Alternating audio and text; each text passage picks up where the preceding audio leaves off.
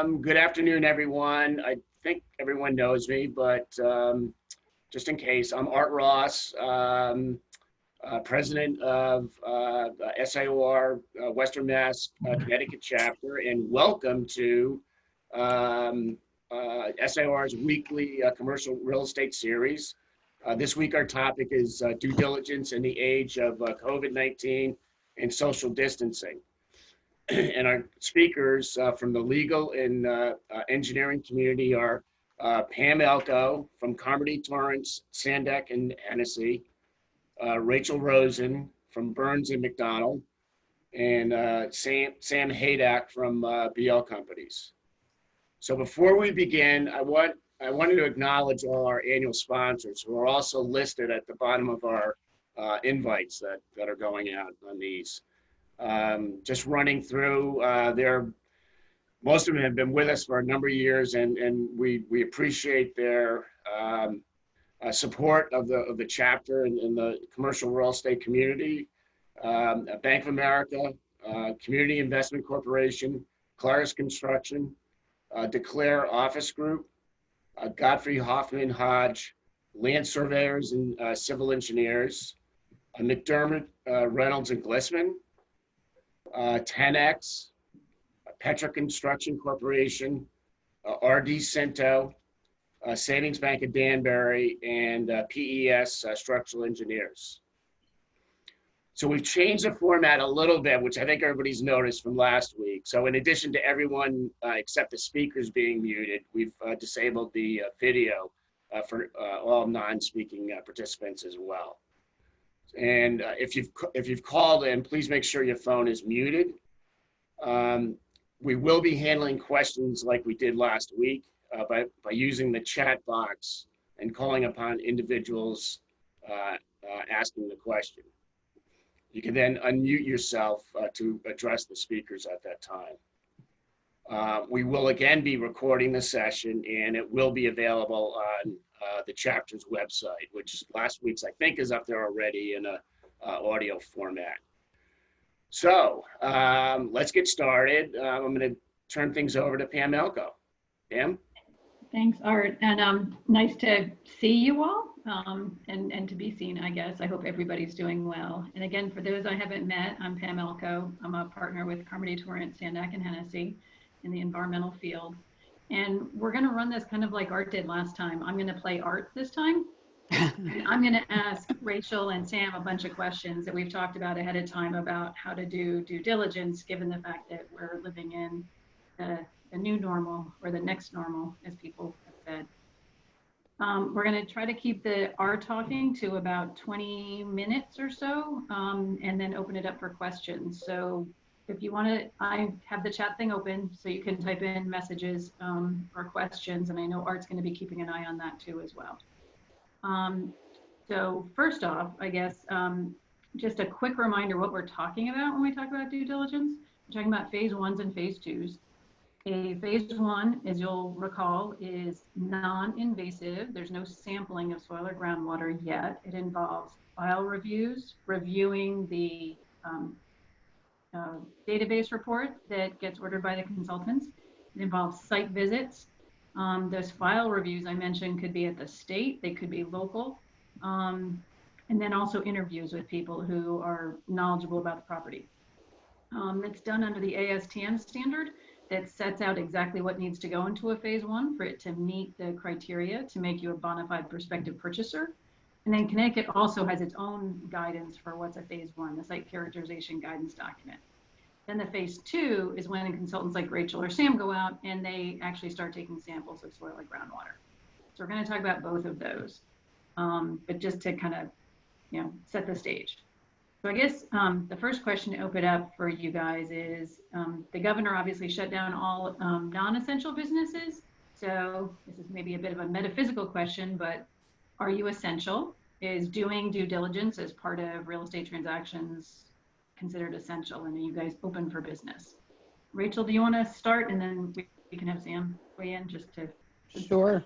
You guys. Well, it was determined that environmental professionals are essential, and we are open for business with limitations, but still open for business. And most of the time, most of our clients are essential businesses also.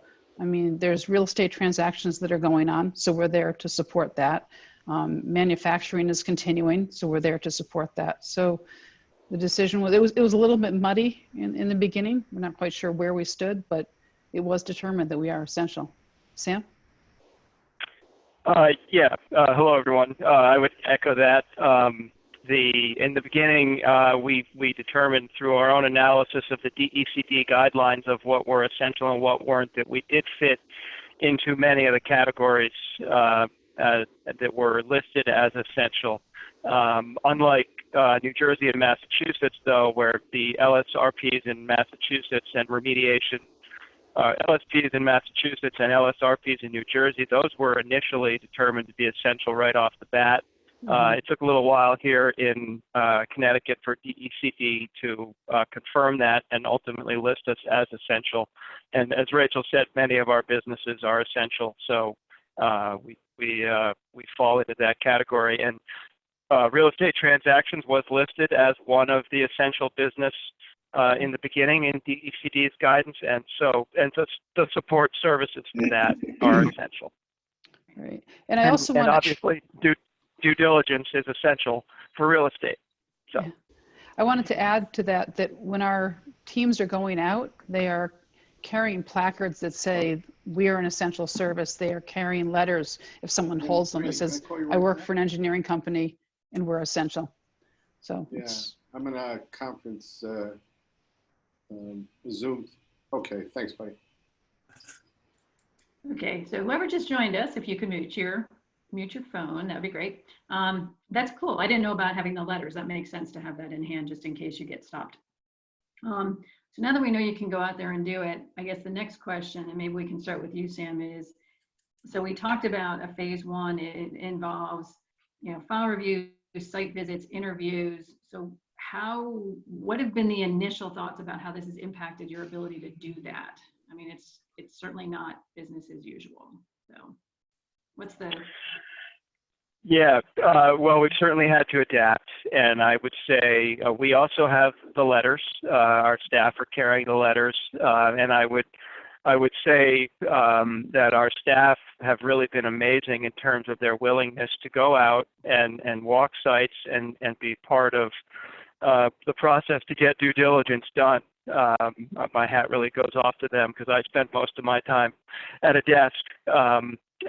But we have made some changes in terms of how we approach sites.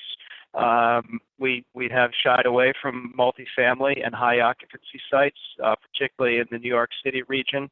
But where we have been doing phase ones and performing due diligence, the biggest impact has been on getting information from municipalities and the state file room where we need to do that. That has been where we have found the most difficulty. Doing site walks has been relatively straightforward. Coordinating it ahead of time with the contact person, making sure they're okay with us coming on site, making sure our staff are prepared. We've revised our health and safety protocols. We have a COVID-19 protocol that we follow every time our field staff leave the office. So between our changes and working closely with the site contacts, it's been relatively smooth. Right. Rachel, it's interesting. Our staff has been terrific also about going to sites and being willing to go, but the individuals have different perceptions of risk. So some people are willing to go to job sites during the day when manufacturing or the other occupants, manufacturing crew or other occupants might be there working. Other people are less comfortable. Their risk tolerance is lower. So clients have been good at working with us and allowing us to go to sites for phase ones, for example, for inspections, after hours, on weekends, that type of thing. In some cases, we've had to change the staff that we send out there, again, because of people's perception of risk.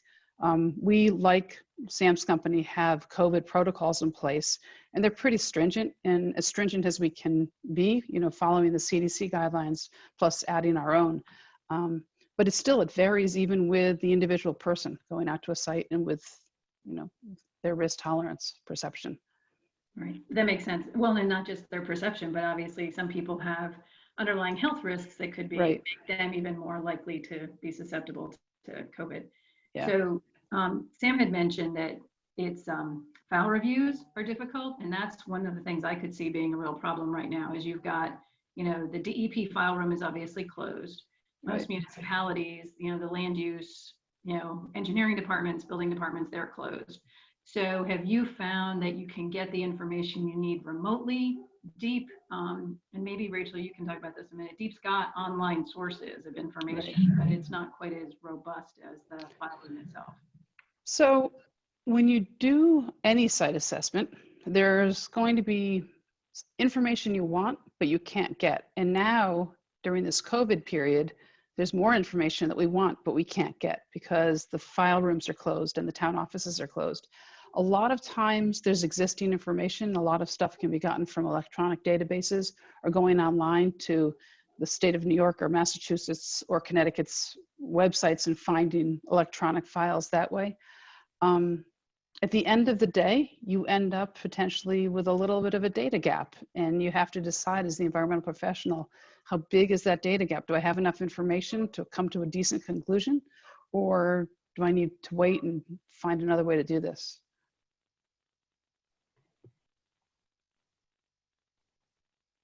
I had muted it because my dog started barking, so sorry about that.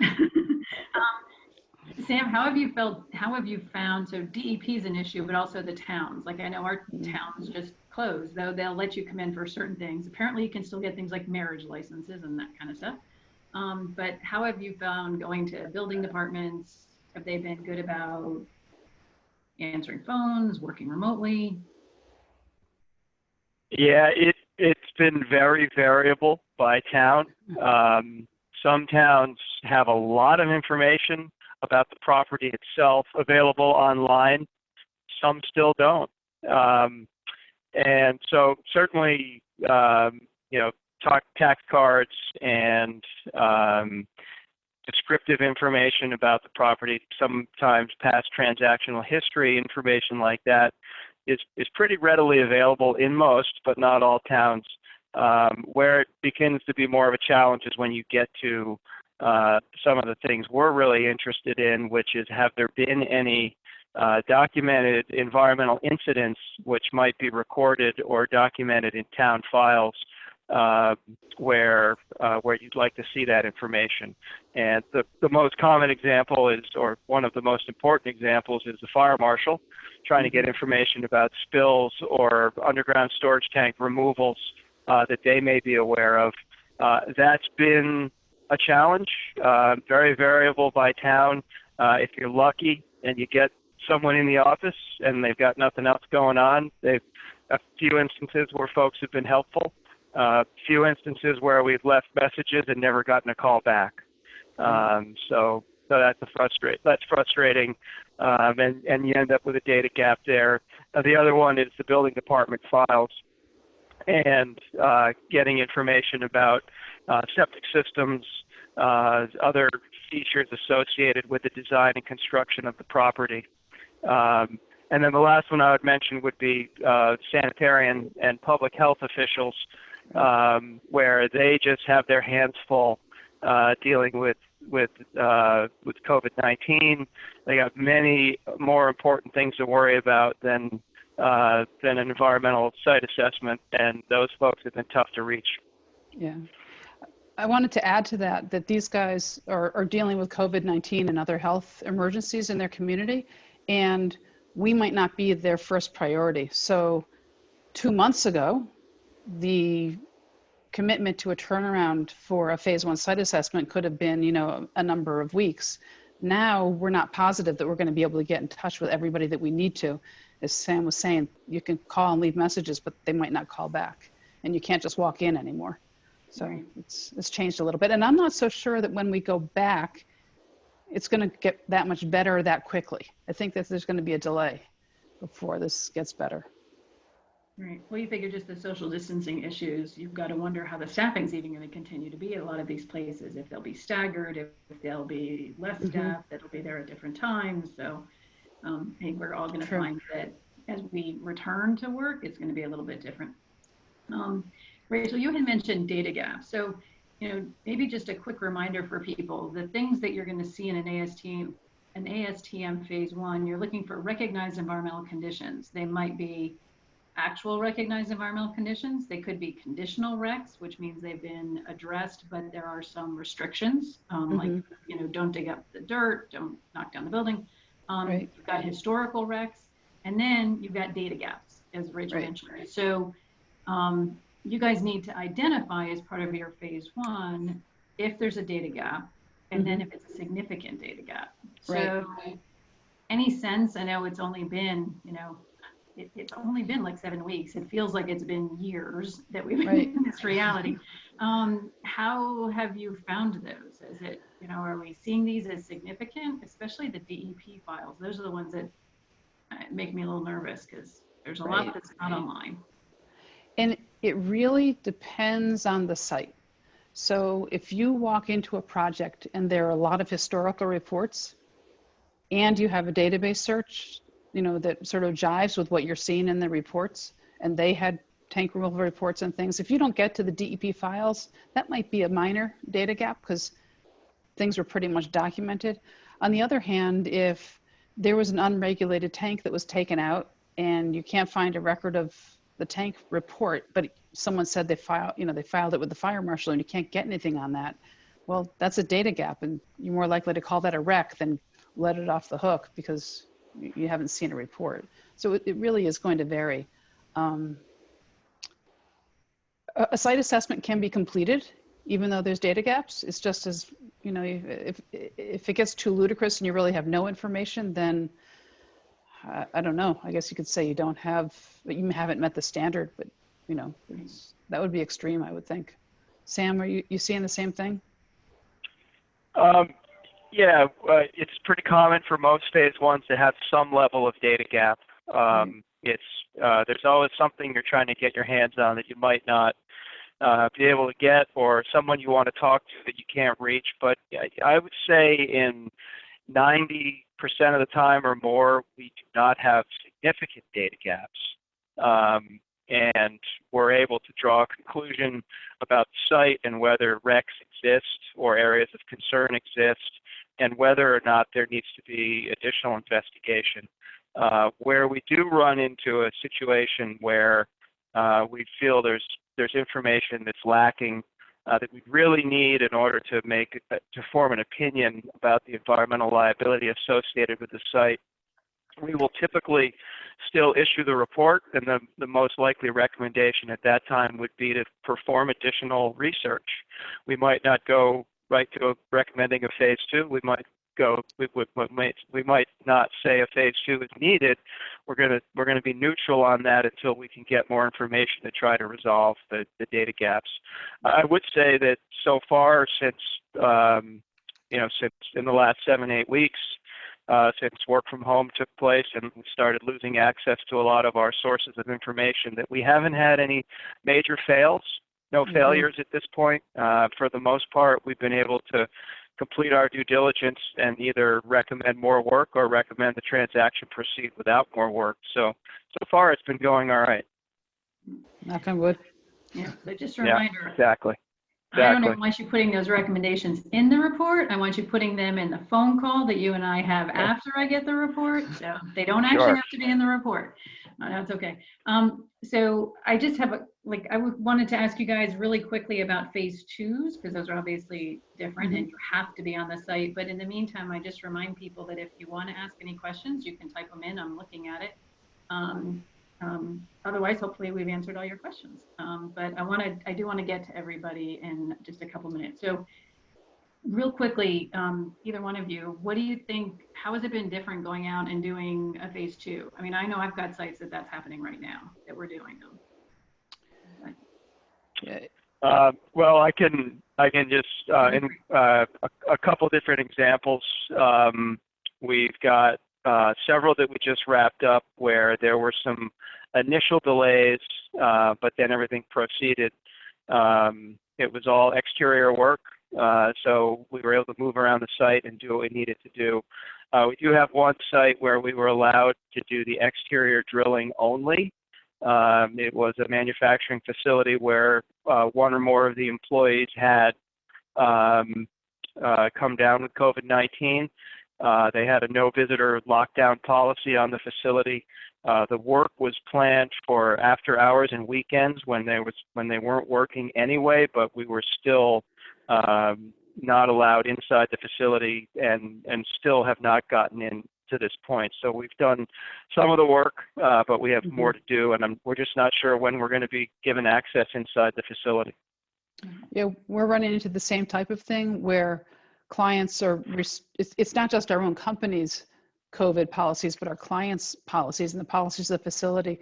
We have a site along the coast that is an essential service to the state, and they won't let anybody down. They put the whole place on lockdown. So we had a lot of work scheduled and they requested that we not come.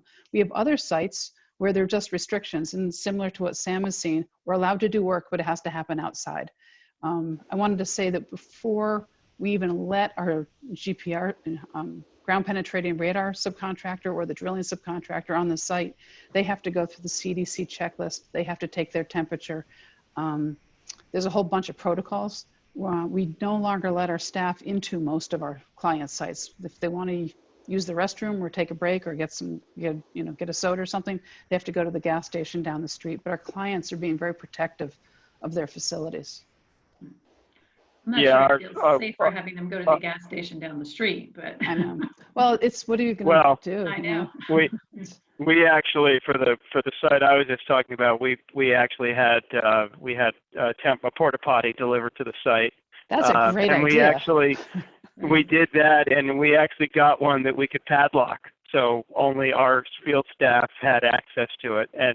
But we had a similar situation. We have to demonstrate what our COVID-19 protocols are. We had to share that protocol document with them, and then same thing, take temperatures before leaving for work, before leaving for the site, having masks, having sanitizer and wipes, all those things, and then proper social distancing as well. Yeah. I like that porta potty idea. That's a great idea. And that's why we have these things, so we can all get together and share our best practices, like, bringing a porta john onto a site, which I have not. Actually, and unlike the toilet paper, we were able to get a porta potty delivered in 12 hours. So I was worried we wouldn't be able to get one. And they're fairly inexpensive. There's no sporting events or concerts happening right now, so there's a lot of them probably available right now. Right. Unfortunately. That's silver lining. There you go. Again, I know we wanted to save about 15 minutes, which is what we have left for questions. I don't know. So I did see Phil Gagnon. I don't know if you want to unmute yourself, but you've got a question that I think you can answer or ask, I guess. Yeah, Phil. Great. So yeah, my question is, if we're essential and we're an essential business and we can't get to a town official or somebody at DEEP, they're not responding to emails, etc. Is there some way we can trigger some kind of reaction from these officials to respond to us or come visit a site if needed? I think most of our clients would be happy to not have any from DEP show up at their site, but I think your point's a really good one, which is if, are they essential? And I think I have to think about this a little bit, but since the governor's, orders have said even essential businesses, I'm not sure any of you would agree, but apparently law firms are also considered essential. I would say many people would disagree with that too, from a sort of big picture perspective. But it also says that even if you're essential, you're not required to physically go into your office necessarily if you can work remotely. So I think most DEEP staff are actually working from home and are pretty responsive on the sites where we have ongoing remediation. That's been my experience. Sometimes they're more responsive now because they're not off doing site visits someplace. They're stuck at home, so they're churning through their files. They don't necessarily have access to some of the hard copies. The file rooms That's a good question. It's not necessarily somebody who can get there. No. So Yeah, I was just going to add on the file room issue. Even when the file room was open, you know, we're hopefully moving towards a really well organized online database for accessing documents that have been submitted to DEEP, but we're not there yet. Massachusetts was able to do it, and the Massachusetts online portals are amazing for tracking and getting access to all documents. DEEP's got a long way to go. They've started, but even when you can get to the file room, I hate to say it, but it's unorganized, it's a mess, it's incomplete, and a lot of times the visit to the file room doesn't answer your questions. And to Pam's point, I've actually had a little better luck talking with DEEP staff about specific properties that I did prior to this, so that's interesting. Yeah, Right. I agree. They're more Yeah, responsive the now. file room is a crapshoot. I'm hoping that one of the things that's going to come out of this is DEEP is now requiring, and this, I probably should have said this earlier, DEEP is actually requiring that if you have a submission that you need to make now, you have to make it electronically. They have, Right. they want you to send it directly to the staff involved, and then there's also a generic submission email you're supposed to send it into. The only exception is going to be whether, if it's something that also requires payment, because you can't, DEEP doesn't have a way, they don't have like a, you know, a Venmo account or PayPal where you can send them money. So if there's a check, you have to send it hard copy. So if you've got transfer act filings, which have a check that go with them, you're going to actually have to put the package together and send it in. But the hope is that since things are going in electronically, that they will then take advantage of that electronic version and, to Sam's point, populate their electronic, their online databases, which are available.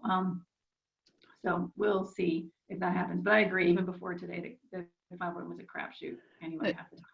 So one question that did get asked was whether the labs are considered essential and whether you guys are seeing any slowdowns in turnaround time from labs as a result of this. I know there's busy because I know I've talked to Bob Blake about this a little bit, and I know he's running around like a crazy person right now, but what have you guys seen? They are being responsive. We haven't seen any change in the turnaround time. They do have limitations about how you deliver samples and such, but it's really now the typical COVID thing where there's no touch, there's social distancing and such, but they're still out there and still working. I'm still looking for work, knocking on the door. Yeah, I would say the same. We haven't experienced any delays in terms of receiving lab data. Yeah. Yep. Another question we got asked was whether lending institutions are being more lenient with the data gaps during, as a result of this, and are we seeing closings moving forward that, normally wouldn't have those? I think the lead time, it's a little hard to tell yet because again, we're, 7 to 8 weeks into this. So if a deal was already started, my experience has been it's going. If we're just now doing the due diligence, it's hard to know yet.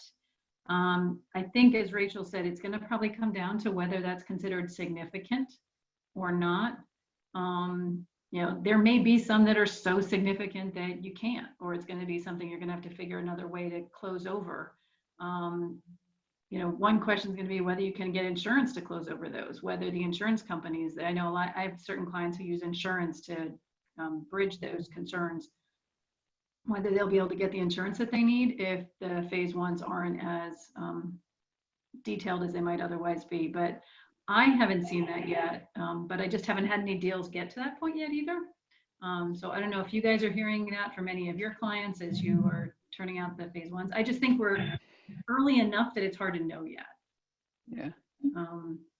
In this. And I guess the last question, or another question we got, is whether, since the governor's talking about May 20th, do you see that date affecting what you're doing, or is it going to be that I haven't seen anything specific to what we do as a result of that. I know it's things like, the nail salons and thank goodness, the places you can get your haircut. But have you seen any change in what you think are going to be happening as a result of things opening up Do you see loosening? How do you see the loosening happening as we move forward on that? Sam, you want to take a Sam, you want to go? Yeah, I think there's still a lot of uncertainty around, I mean, I guess specific to the performance of due diligence. You know, again, as I said, we've been fairly fortunate that we haven't had any significant delays or issues. You know, we do have one site where we're trying to do the phase 2, as I said, where we can't get inside the building. But what I'm hoping is that we'll see more deals. There's definitely been a decline in the amount of transactional-based proposals and opportunities that than what we would normally see. We have certainly had both individual and portfolio deals either get put on hold, hopefully just for a short time, but I'm aware of other deals that have completely fallen apart and are not going to happen. So, you know, I think in terms of our ability to, at some point, hopefully things get back to normal in terms of being able to access information. But what I'd really like to see are more deals in the pipeline. Yeah. And to add to that, we have a couple of clients that have work that needs to progress into remediation, you know, transfer act sites. And they want to meet with the DEP. They don't want to just go ahead and spend all this money unless they sit down. And Zoom isn't how they want to meet. They want to wait until the airlines open up, until conference rooms open up, and until they can meet in person. So there's certain projects, those are not going to be deals, but they're projects moving forward that are stopped in their tracks until the world opens up again and a way to meet in person is developed. Now, is that your clients that want to meet in person or DEEP? Yes. Because I've got, oh, that's interesting, because DEEP, I think, has actually been pretty responsive. I know I have Yes. a project where they're willing to have meetings like this to talk through Right. things. And in some ways, what's nice about this is you can actually put up on the screen, you know, your site plans and all of that if you're working. Yeah, no, these guys want to meet in person. This is going to be heavy duty negotiation, and they want to sit in the room with a group of people and talk it through. When they start butting up against deadlines, it'll be interesting to see if DEEP will be willing to give people extensions just because they didn't want to meet virtually to get something done. Because I think I could see them pushing back on that. You know, we were willing to meet. You guys should be willing to sit down with us. To your point, Sam, about more deals, I wholeheartedly agree with that. I'd love to see more deals because I've definitely seen things slow down a little bit.